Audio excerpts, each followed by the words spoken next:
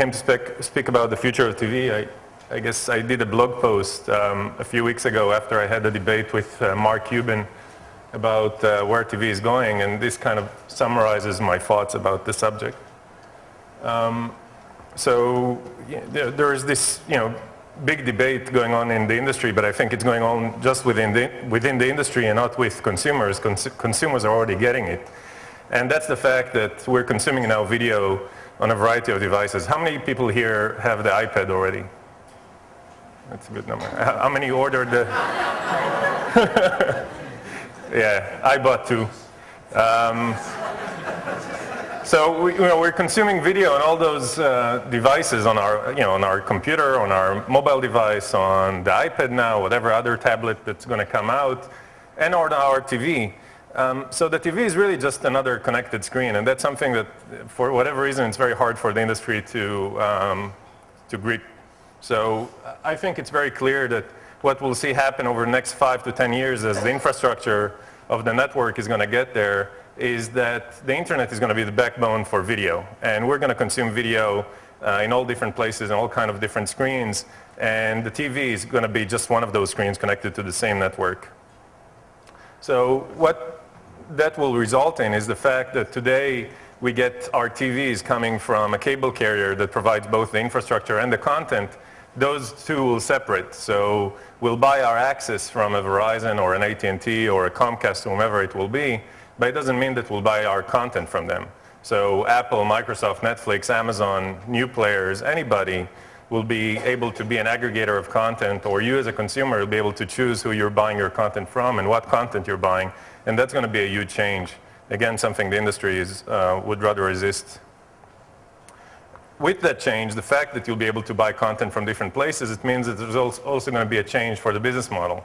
So rather than just a bundle and a tier that we know today, we can buy basic cable, standard cable, basic cable, whatever they call it, and then all kind of premium packages, but we have no much control over what goes into those packages.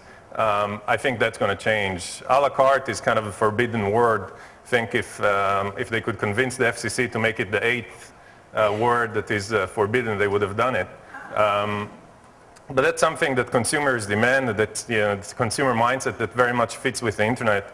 That's what happens with music, right? Rather than buying a whole album, we now have the choice to buy a song. Rather than buying a bundle of channels, we probably will be able to invest in the stuff that we care about and pick what content we'd like, whether it's shows, channels. I'm not saying bundles and tiers are going to go away, but they will be augmented by other options for consumers, which is good, I think, both for consumers and for content owners eventually. What that would mean is that each one of us, on the stuff that we care about, will be able to invest.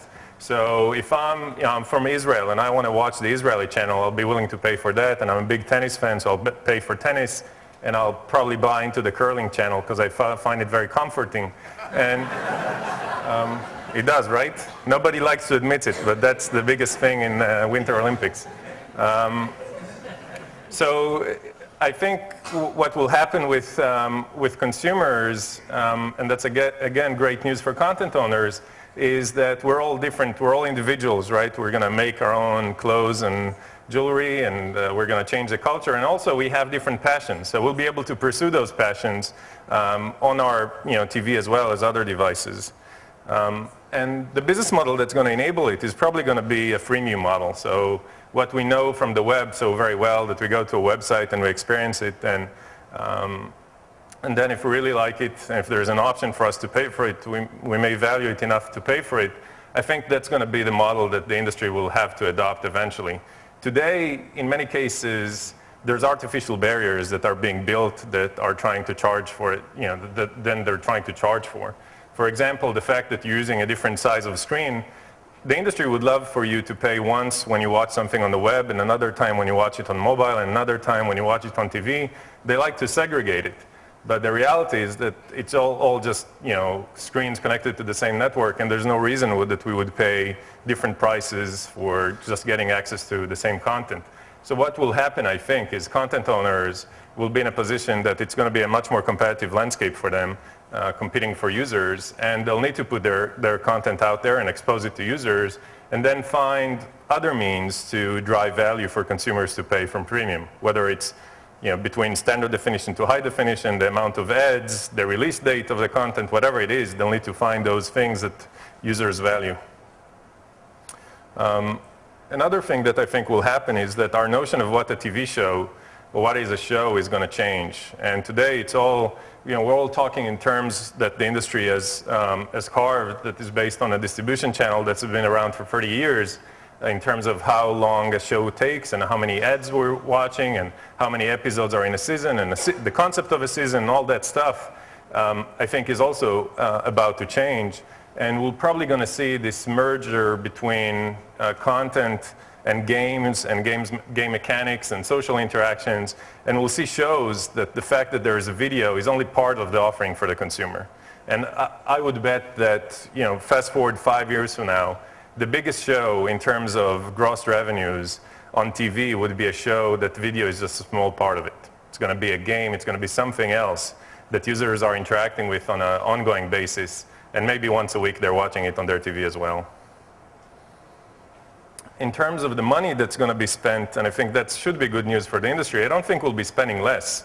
The fact that we're transitioning our consumption towards the internet doesn't mean that we don't value content. And the fact that we'll have more freedom to choose, probably we'll be able to invest more in the stuff that we care about. So if we look at the overall spend of what we're spending on entertainment, if today people in the US are paying $70 a month for cable, and then they pay $9 a month for Netflix, and they buy stuff on iTunes, and they rent from Redbox, and all those things combined, we don't think that the overall spend is going to change. It's just what we spend it on. A challenge that we'll have to deal with as entrepreneurs and people with ideas is how discovery changes in this new world where you have unlimited amount of content and different consumer mindsets. And obviously the program guide as we know it today is not relevant, and I would argue that search is not as relevant. People don't want to be searching when they're consuming entertainment in most cases, unless you're very specific about what you want. So new discovery mechanisms will have to be invented. And whether it's news or sports or something more generic, I think you'll see startups coming out with ideas on how to help consumers find content and engage with it. So that's a place where TV is going to be reinvented, entertainment is going to be reinvented over the next few years. That's not good news for the industry, but that's going to happen, unfortunately, is that the audience will fragment much more. If we saw back in the 60s, you had 2 channels, 3 channels, 4 channels, and each show, doesn't matter if it sucked or didn't, got millions of users. Today, it's very hard to aggregate viewers. There's very few events that can accumulate 30 or 40 million viewers. And that's just going to become much more harder as we have more choice. So for advertisers, for content owners, that means a much more fragmented world. And somebody else will need to aggregate that audience and provide that one point that they can reach users. And on the web, Google has done it with search. But again, I don't think search is the best means of discovery of video. So something is going to happen in this space as well. And the issue of piracy, I think it's a big issue today, but not necessarily a big issue tomorrow. And the reason it is an issue today is not because we're all lacking morals. Is because we don't have a choice. If today I'm not paying for cable and I want to watch The Pacific, which is a great show, there's no way for me to get it, even if I'm willing to pay for it. So that's something that drives users towards piracy. It also means that that's a lost opportunity for the content owners. And if they're not going to change that, then piracy is going to continue and thrive. And if they're building on the fact that piracy is difficult, that it takes a long time to download a file, that it's very hard to find something, that's not a good strategy, because those piracy-based solutions are getting much, much better. And the only way to drive us, the consumers, away from piracy is just give us an option to get your stuff legally. In terms of what's going to drive it, so there's today, when we go into a living room, you have your game console, you have a set-top box and a Blu-ray player, and you have a TV that is connected. We may have 4 different CPUs connecting to the same screen. That doesn't make sense, especially as everything is moving to the cloud. So if spinning media is now in its last generation, right? Blu-ray is probably be the last of spinning medias. And then game consoles, we're probably looking at a reality where the next generation or the generation afterwards is going to be the last generation, because then again all the gaming is going to move to the cloud. Then there's no reason that you'll have multiple boxes, multiple CPUs connected to just one screen. So we're probably looking at one very strong CPU connected to the network and driving all those different experiences. So there's going to be consolidation there. And the bottom line, I guess, of the presentation is that the future of TV, very much like in the Matrix, there is no spoon. I think that's the biggest thing that the industry could take away is there is no such thing as TV. TV is not different than anything else. It's just another screen connected to one network driven by the same cloud. And the sooner that's going to be the mindset, I think the better it is going to be for the industry and for the users. And if there's anybody here that is representing an incumbent that really has issues with all those statements, the good news, it's going to take a long time.